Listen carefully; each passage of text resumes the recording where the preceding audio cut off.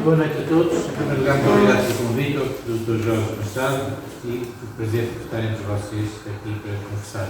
Eu não vou fazer uma exposição jurídica, deixarei aqui para o Dr. que é a pessoa que mais tem estudado esta matéria, e apenas apresentar. Fui uma das primeiras a fazer sindicatos nos Estados do século quando se organizou em Lisboa na sala magna da Ordem dos Advogados, o primeiro grande debate sobre o sindicalismo policial, não apenas com sindicalistas, mas com pessoas como o Dr. Vera Jardim, o Secretário de Estado, o Vítor Ramalho, etc. Portanto, foi o primeiro ranking que se conseguiu estabelecer um diálogo bastante alargado e favorável à sindicalização do PSP, que teve na altura, desde logo, a restrição e a condição de não poder consagrar o direito à greve, mas foi um passo. Não foi um passo, foi pela primeira vez que os estatutos da AS estavam bloqueados, bloqueados no Ministério do Trabalho, não passavam, nem se despachavam, nem deixavam de ser despachados. Nem se dizia que não, nem se dizia que sim. E, portanto, o Dr. Vítor Ramalho, quando acedeu a ir lá, acabou por desbloquear a situação.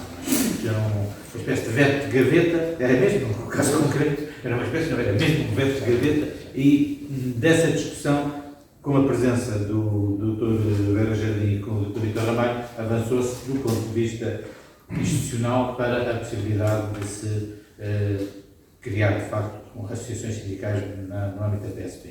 Estive também presente com o então secretário-geral da CGTP na célula de manifestação dos secos e milhares, em que nós, mais previdentes e mais experimentados do lado daqueles que levam a pancada, nos apercebemos rapidamente que ia haver uma carga policial, enquanto os nossos colegas e amigos da ASPAS achavam que era impensável, que os camaradas deles não iriam fazer isto, e nós sempre, vão, já estão ali preparados. E aqui foi uma situação um pouco caricata, porque eu não sabia se me havia de rir, se havia de chorar. Criou-se uma situação, porque nós estávamos a ver que era iminente, não é? Então, já sabia, por outras experiências, de outros tempos, noutros sítios, que aquilo ia mesmo arrancar, e arrancou. E quando arrancou, nós por acaso já estávamos mais protegidos, e não nos aconteceu nada. Ao contrário do secretário-geral do Argentino, também não acreditava que as forças de intervenção avançassem, que esse sim levou. Foi assim que foi.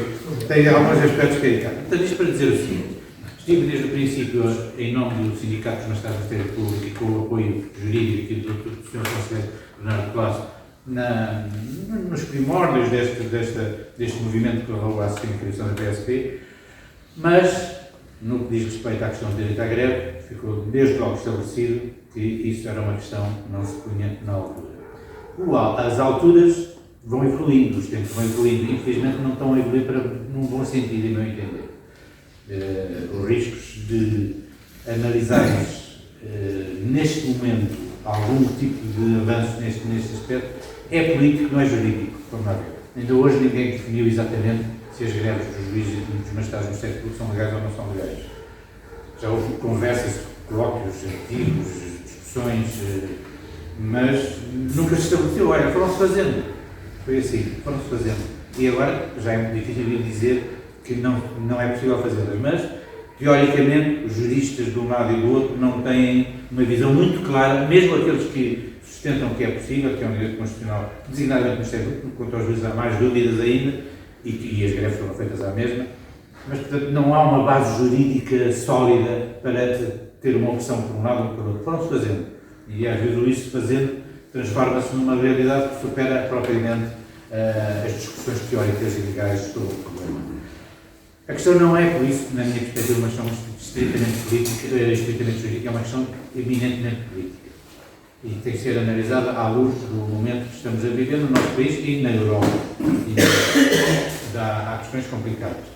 A mim parece-me importante, por exemplo, consagrar, pelo menos no intervalo, o direito a uma manifestação fardada e a identificação, a possibilidade de se poder, por exemplo, adicionar à farda um dístico dizendo que se está em luta, agora já não. Portanto, haver fórmulas graduais de ir avançando sem criar situações de risco de alarme, quero dizer, quer às forças mais conservadoras, mas mesmo assim algumas conservadoras, mas democráticas, quer àquelas que não são democráticas e podem aproveitar-se de uma situação destas para desenvolver campanhas que regridam relativamente à situação atual. Portanto, a minha preocupação é, mas pode haver este espaço intermédio, não é? As coisas vão se fazer, como eu disse, no caso dos magistrados, fizeram-se porque se fizeram, não se fizeram porque se fosse considerado legal ou ilegal, fizeram-se e depois de terem sido feitas é que se começou a discutir. Mas reconheço que é diferente, apesar de tudo, porque a segurança dos cidadãos não depende dos tribunais. Os tribunais é para aplicar a lei ao caso concreto e para sentenciar pessoas, mas as forças de segurança é para suportarem a segurança na maneira de viver das pessoas de uma forma tranquila e pacífica. Portanto, são perspectivas diferentes, não é? Aquilo que o tribunal pode ou não pode fazer, a posteriori, com mais tempo ou menos tempo, com mais burocracia ou menos burocracia, importa pouco do ponto de vista da imagem de segurança de uma sociedade. Aquilo que a polícia faz é imediato. Daí que a perspectiva até da verdade que a polícia tem sobre um acontecimento é mais fotográfica, é mais real, é mais próxima da realidade, mesmo que depois essa fotografia não se consiga, no caso dos tribunais, transpô-la para o julgamento. São verdades diferentes. Uma é ser procedimental, processual, outra é mais próxima do que aconteceu porque estava lá, a polícia estava lá, estava no sítio, contactou com o assunto imediatamente. Portanto, são perspectivas um bocadinho diferentes. Agora, para os cidadãos, a segurança da polícia é muito mais importante do que, nessa perspectiva, do que o trabalho que um tribunal possa ou não possa fazer. A não ser que o tribunal, por estar em greve, libertasse, por exemplo, ou deixasse libertar algum criminoso daqueles violentos. Isto não acontece porque ninguém se atreve a fazer e mantém-se sempre serviços mínimos, no sentido de tudo que tem a ver com os presos, não haver, as greves não aceitarem os serviços aos presos. Mas, portanto, voltando ao que estava a dizer, para mim a discussão hoje é mais política e penso que, sendo política, também podemos pensar em passos graduais para atingir outros objetivos. Sendo que, para mim, seria interessante que o movimento, nesta altura, se centrasse em torno de uma manifestação fardada com a direita. Portanto, é o fraco trabalho do agente da força policial, seja da GNR, seja da PSP, é um facto de trabalho. Os trabalhadores, quando se manifestam-se muitas vezes, lembro das manifestações, normalmente até de metalúrgicos, que iam fardados com os seus carros de trabalho. Portanto, e que possam identificar, acrescentar à farda qualquer identificativo dizendo que estou em greve ou que estou simbólica, que estou em greve. Os ingleses, quando resolvem homenagear os militares mortos na Primeira Guerra Mundial, têm uma papoila muito grande e toda a gente anda com aquela papoila. Para ver-se bem que a cor, a possibilidade da utilização de distintivos que se possam acoplar à farda, bem sabendo que as fardas não são para utilizar com outros adornos que não aqueles que estão aprovados, essa possibilidade poderia ser uma hipótese de ir avançando para outro tipo de capacidade de manifestação do desagrado. Eu digo isto de desagrado e das graves condições em que os polícias vivem, porque eu, enquanto procurador da República em Cascais, fui levantar 2 corpos de 2 polícias jovens que se tinham suicidado em momentos diferentes, por razões que vos podem parecer estranhas, mas que não eram. Um deles, mas as razões foram as mesmas, mais ou menos, embora em espaços diferentes. Um deles vivia no bairro do fim do mundo, em Cascais não, em São João do Estoril, que era um bairro de barracas, habitado por gente, por alguns criminosos bastante estabelecidos, e a pressão que era feita sobre aquele rapaz, que era polícia, mas não tinha dinheiro para ter uma casa, nem as instalações da PSP em Cascais eram adequadas a receber quem quer que fosse, era uma coisa miserável, havia mais ratos do que polícias lá dentro, era uma coisa verdadeiramente incrível, degradante, o cheiro e tudo, e o homem, portanto, era um rapaz novo, não era de Lisboa, não era daquela zona, vivia numa barraca, portanto, criaram-se situações muito complicadas. E o outro teve a ver mais com o bairro das Marianas, que era um outro bairro que já, infelizmente, nenhum deles existe neste sentido. Em Carcavelos. Foi também a mesma coisa. Portanto, eu, enquanto estava sem público, fui das pessoas que teve que ir levantar o cadáver e tal. Tenho a noção exata da dificuldade, espero que hoje já não seja tanto assim, pelo menos o Cascais já tem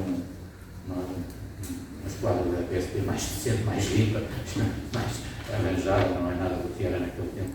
Mas as dificuldades que os jovens polícias que ficaram colocados de uma maneira ou de outra num sítio daqueles que passavam, e as pressões que passavam, e depois os problemas que também se criaram a seguir. Houve situações muito complicadas naquela zona de Cascais, por causa dessa convivência muito apertada, a que eram obrigados. As pessoas não imaginam o que aquilo era. Eu lembro-me, por mim, que eu vivia um pouco mais abaixo do bairro do fim do mundo, num sítio chamado Galiza, que saía de casa e convivia com um grupo de indivíduos que eu próprio tinha acusado de homicídios graves.